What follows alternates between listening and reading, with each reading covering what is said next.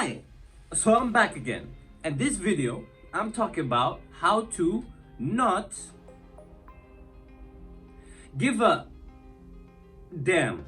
So if you want to know, if you want to learn how to not give a damn, watch this video in its entirety, because what I want to do in this video is I want to help you focus on the most important things in your life and forget about everything else. So let's get into it. Alright, so let me start this video off by talking about struggle. You see, struggle is a law of life. Everyone goes through struggle, right? And everything you pursue is a struggle.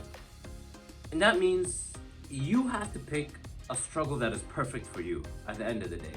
And start off by asking yourself, what do I want out of this life? Not what anyone else wants. What do I want out of this life? And this has to be a predominant question in your life, right? Because at the end of the day, any goal you go after requires hard work and perseverance, right? And let's take CEOs for example. On average, CEOs work 60-hour work weeks. And you need to understand that, well, I'm sorry if I'm so passionate about this, but this is a topic that hits home, right? You need to understand that struggle is unavoidable. So you have to pick a struggle that works for you. And to do this, you just need to identify what you really enjoy doing. You see, where a lot of people mess up is placing more emphasis on bad values than good values, right? So it's said that our values are more important than success when it comes to our happiness, right? And see, with society these days, a lot of people put more emphasis on feeling good or pleasure. And research has shown that if you go down this route, you are more likely to be anxious and depressed. Alright, so good values. What are some characteristics of some good values, right? So 1, they're based in reality. 2, they're helpful to society. And 3, they have a controllable and immediate effect. So some examples of some good values: humility, creativity, and generosity. Positive change. See, positive change can only happen in your life if you take full responsibility of your life with your own 2 hands. And you see, I understand a large majority of people out there can fall into victim mentality, and I've been there. I've experienced it. Like, I understand. But people that are stuck in the victim mentality usually tend to project their problems externally and blame external stimuli for their own problems. But if you want positive change, you cannot have this mentality. You know, this is one serenity prayer that I live by. I'll put it in somewhere there. It goes, God grant me the courage to change the things that I can, to accept the things that I cannot, and the wisdom to know the difference between the two.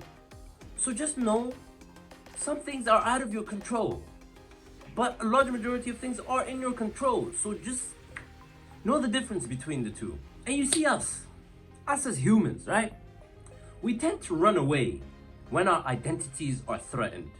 And the author likes to call this a Manson's law of avoidance. And this law of avoidance, this avoiding things when our identities feel threatened, is more of a hindrance than it is helpful, right?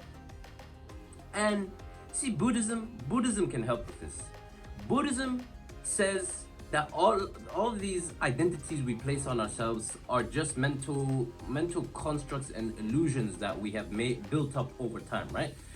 And to be able to shed all these mental constructs, and for a large majority of them, you know, some help people, and some help people, but a large majority of them, you know, drag people down and does not make their life situation any better. And one way in which you can get rid of these mental constructs is by meditation. You have to. This doesn't make sense when I see people avoiding their mistakes and insecurities. This is just something that you have to face if you want to see positive change in your life, right? And the problem is, the way we're built as humans, we often think that we're right, even when we're not. So to defend against this, you have to continually ask yourself, am I right or am I wrong? Always. And by questioning your actions and decisions, you get to actually uncover who you actually are, and from there you can use that as a trampoline to propel yourself forward, because you cannot, I repeat to you, you cannot build a house on a weak foundation. You cannot move forward on delusions, okay? You cannot move forward on delusions, right? And once you have that foundation, you'll be able to build a bigger and stronger house. And those of you out there that are in romantic relationships, just know those can be destructive if you don't control them, if you don't control it. And you see, studies have shown that romantic relationships have the same effect on the brain as cocaine. Cocaine. You heard me right. So, you see, unhealthy love happens when two partners use the relationship as an escape to their problems, right? And healthy love happens when both people are fully invested in the relationship. So, those of you out there that are in romantic relationships, you have to ask yourself, are you fully invested in your relationship? Or is it just something to help you avoid the shit that you gotta deal with? And you see, as humans, right? As humans, we are afraid of death. And my theory as to why we're afraid of death is because we hate the unknown.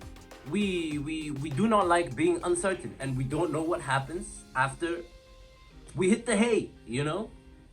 So, you see, what happens because we're afraid of death is we create this conceptualized self that will live on long after our demise. And we do this by searching for immortality projects that will help solidify our legacies, right? And